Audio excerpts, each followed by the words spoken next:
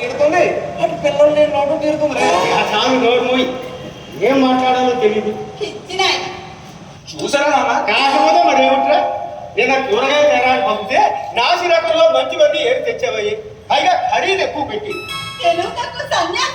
నేను సన్యాసనా? చూడనా మీరు అలా నెత్తికెక్కించుకుంటారు.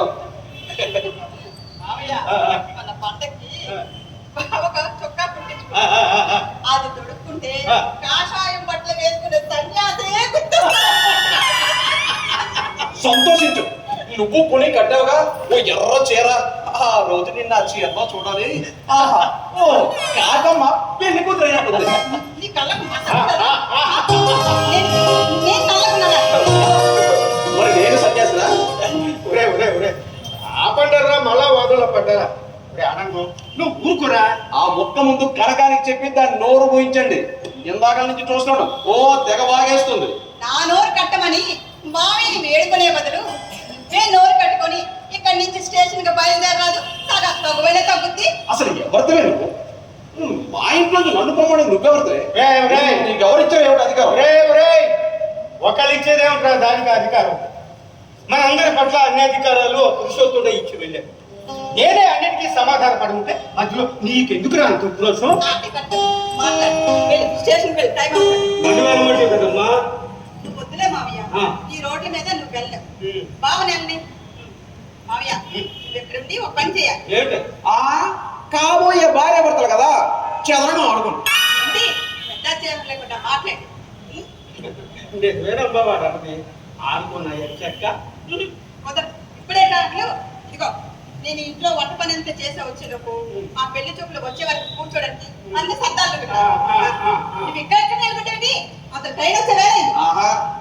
ఎలా వెళ్ళాలో దేని మీద వెళ్ళాలో తమరు ఇంకా చెప్పలేదండి. ఇలా రిక్షా మీద వెళ్ళు, రైల్వే స్టేషన్ కి వెళ్ళు, జాగ్రత్త. రేడియో స్టేషన్ మాత్రం చేరుకోక, తెలిసిందా? ఇంకా ఎందుకు తెలియకుండా ఉండాలి? వెళ్తాంలే. ఆటో కూర్చున్నావు, నేను చెప్పేదేంటి నువ్వు చేసేదేంటి? ఏదమ్మా, నువ్వు వంటగదిలోకి వెళ్తే కదా అని ఇక్కడ ఏర్పాట్లు ప్రారంభించేది. అందుకని ఈలోగా ఆట ఆడదామని కూర్చున్నా. భలే ఉంది ఆట. చూడు చూడు చూడు. నేను చూడు ముందు చదివి ఉంచలే ఆట ముందు నుంచి దేవాలయ ఆ నేలకంట మావి ఎప్పుడు ఆ పెళ్లి వాళ్ళని తీసుకొస్తారో ఏమో. ఎక్కడ పని అక్కడే నిద్రపోతుంది. నేను అసలు పని చూస్తాను, నీకేమన్నా సద్దు.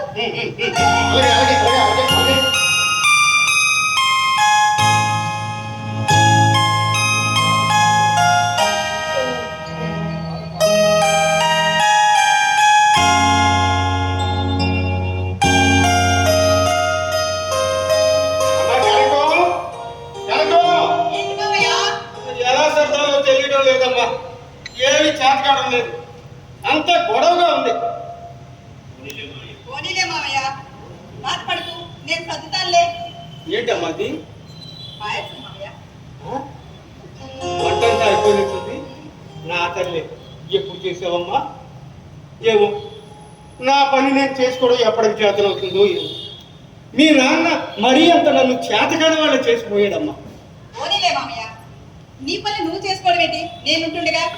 నా తల్లి, మీ నాన్న కూడా అంతే.